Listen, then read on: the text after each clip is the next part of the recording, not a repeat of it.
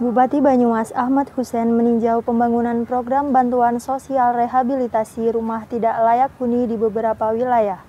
Pembangunan yang sempat ditinjau antara lain rumah warga di Kelurahan Bancar Kembar, Kecamatan Purwokerto Utara, Kelurahan Kober, Kecamatan Purwokerto Barat, dan Desa Kebocoran, Kecamatan Kedung Banteng. Dengan mengendarai sepeda ontel, Bupati Banyumas bersama Kepala Dinas Perumahan dan Kawasan Pemukiman dan beberapa Kepala SKPD, Camat beserta Forkom Pinca setempat melakukan peninjauan pembangunan rumah tidak layak huni. Pembangunan rumah tidak layak huni merupakan salah satu program yang dicanangkan untuk masyarakat berpenghasilan rendah agar menempati rumah yang layak huni. Pemerintah akan terus memprioritaskan pembangunan rumah warga yang memang sangat membutuhkan, mengingat masih banyak warga yang rumahnya kurang layak huni. Menurut Bupati, pihaknya akan terus berupaya melakukan pembangunan untuk kesejahteraan masyarakat. Namun, memang tidak bisa terpenuhi seluruhnya sekaligus. Namun, harus melalui tahapan, proses, prosedur, dan penentuan skala prioritas dalam menentukan sasaran kegiatan itu. Selain memasang peneng pada rumah yang dibangun, Bupati juga ikut mencoba memasang plester tembok rumah warga di Kober dan Kebocoran. Warga yang kebetulan mendapat kunjungan Bupati ini mengaku senang atas kehadiran Bupati beserta istri dan rombongan. Kepala Dinas Perumahan dan Kawasan Pemukiman Insinyur Junaidi MT mengatakan posisi rumah tidak layak huni yang ada di Kabupaten Banyumas sampai 2020 itu masih 92.660 unit.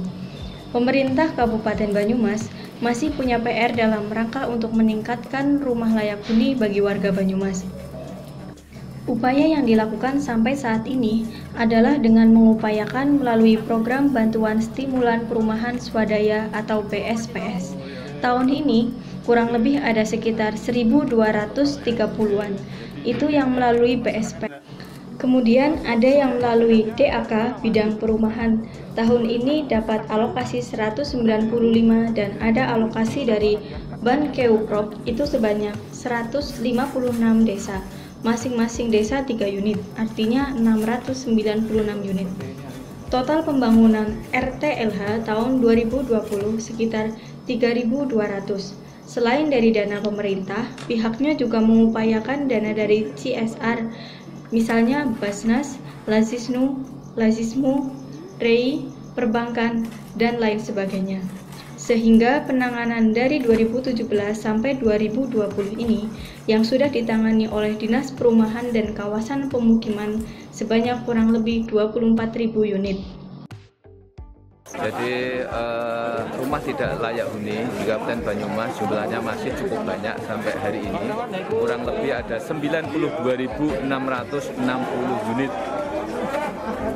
Setiap tahun pemerintah dalam hal ini adalah pemerintah pusat, provinsi maupun kabupaten telah melaksanakan kegiatan pembangunan rumah tidak layak huni ini kurang lebih sekitar 3.500-an. Sehingga yang sudah kita tangani selama 3 tahun kurang lebih sekitar 24.000 unit. Jadi dulu data RTLH di Kabupaten Banyumas itu 116.700. Saat ini sudah tinggal 92.660. Nah, itu dana kolaborasi, ada yang dari perbaikan secara mandiri, ada yang dari DAK, ada yang dari BSPS, ada dari CSR, ada dari Basnas dan lain sebagainya. Kira-kira seperti itu. Sukarso, warga RT 3 RW 7 Kelurahan Bancar Kembar, mengaku senang mendapat bantuan rehab rumah.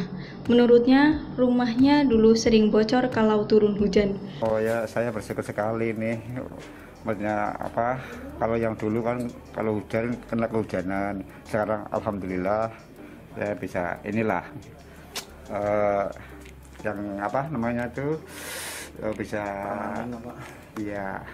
bisa ini tenang gitu. Hal yang sama diungkapkan oleh Eko, warga Bancar Kembar. Dia bersyukur selain mendapat bantuan dari pemerintah, juga mendapat bantuan dari keluarga dan tetangga. Ini manfaatnya gimana ya? Terima kasih banget kepada dinas. dengan bantuan ini rumah ini jadi agak layak, jadi lebih layak lagi dari sebelumnya yang seperti ini alhamdulillah dari lingkungan semuanya bantu ya, dari tenaga, terus kan dari pribadi juga udah siap-siap masuk swadayanya. Dari Purwokerto, tim Warta Sipanji melaporkan.